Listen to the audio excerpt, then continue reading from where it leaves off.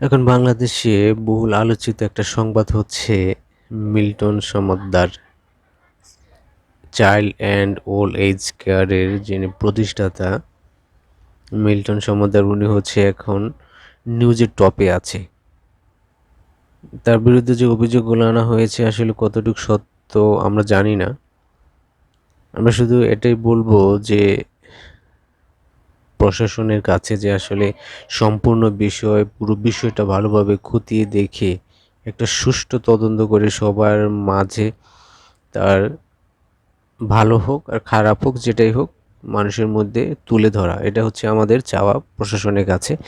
আশা করছি প্রশাসন সাধারণ জনগণের মাঝে সেরকম একটা খবর দিবে সুষ্ঠু তদন্তের মাধ্যমে। যাই হোক, যেটাই হোক না কেন, আমরা সুষ্ঠু একটা তদন্তের উপরে একটা প্রতিবেদন চাই, যাতে মানুষের আসলে বুঝতে পারে আসলে ঘটনাটা কী। কারণ আমরা এক এক সময় এক এক জায়গায় এক এক স্থানে এক এক ভিডিওতে এক এক খবর আমরা এক এক নিউজ দেখি, আসলে যেটা দেখে আমরা সাধারণ মানুষ আসলে হতভম্ব হয়ে যাই। আসলে খবরটা কি সত্যি না মিথ্যা, না আসলে ঘটনা কি, এটার বিষয়ে আমরা আসলে কেউ বুঝতে পারি না, আসলে জানি না আসলে মূল ঘটনাটা কি। এই জন্য প্রশাসনের কাছে আমাদের দায়িত্ব, মানে প্রশাসনের দায়িত্ব এটা প্রশাসনেই পারবে এটা আসলে সঠিক তদন্ত করে সঠিক তথ্যটা জনগণের মাঝে দিতে। আসলে এটাই আমরা চাই, সঠিক তথ্য জনগণের মাঝে আসুক সঠিক তদন্তের মাধ্যমে। তাহলে আমরা ভালো কিছু আশা করতে পারি বা ভালো কিছু জানতে পারবো, হয়তো ভালো একটা খবর আমরা পেতে পারি, যেটা যেটা তার দোষ হোক গুণ হোক যেটাই হোক, আমরা সুষ্ঠু তদন্তের মাধ্যমে একটা খবর চাই, যেটা আমরা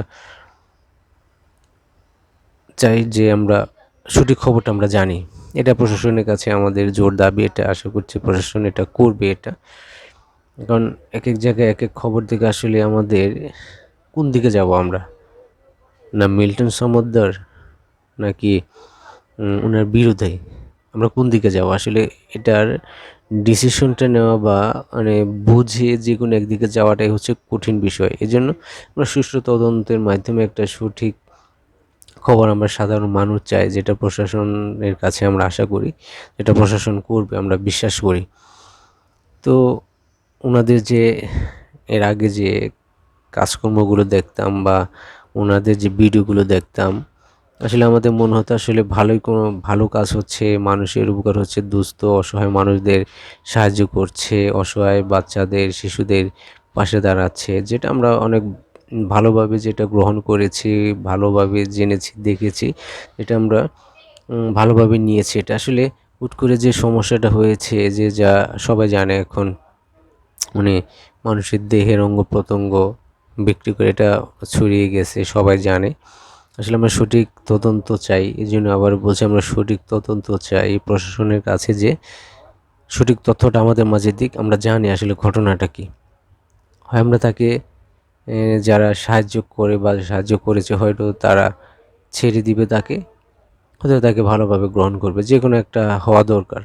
তবে এদের কথা হচ্ছে তার প্রতিষ্ঠানে যে অসহায় মানুষগুলো আছে, এই মানুষগুলোর দায়িত্ব যেন আমাদের সরকারের পক্ষ থেকে নেওয়া হয়। কারণ তাকে যদি ওই জায়গা থেকে তাকে যদি তার অপকর্মের জন্য যদি তাকে সরানো হয়, ওই জায়গায় যে অসহায় মানুষগুলো আছে, যে শিশুগুলো আছে, তাদের কি হবে? এজন্য তাকে দায়িত্ব থেকে সরিয়ে সাধারণ যে অসহায় মানুষগুলো আছে, বাচ্চারা যারা আছে, তাদের জন্য একটা সুব্যবস্থা হয়, তাদেরকে যেন ভালো ব্যবস্থা হয়, তারা যেন ভালোভাবে থাকতে পারে, বাঁচতে পারে, এরকম একটা ব্যবস্থা যেন সরকার পক্ষ থেকে নেওয়া হয়, এটা আমাদের চাওয়া, সাধারণ মানুষের চাওয়া। কারণ তারা যেন বিপদে না পড়ে।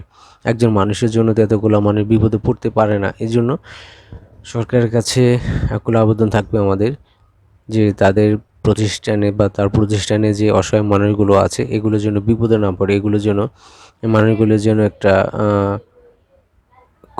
রাস্তা খুঁজে পায়, বা তাদের ভরণ পোষণের বা তাদের দায়িত্বের যেন কোনো অবহেলা না হয়। এটা সরকার থেকে এটা নেওয়া উচিত, বা আশা করি সরকার এটা নিবে।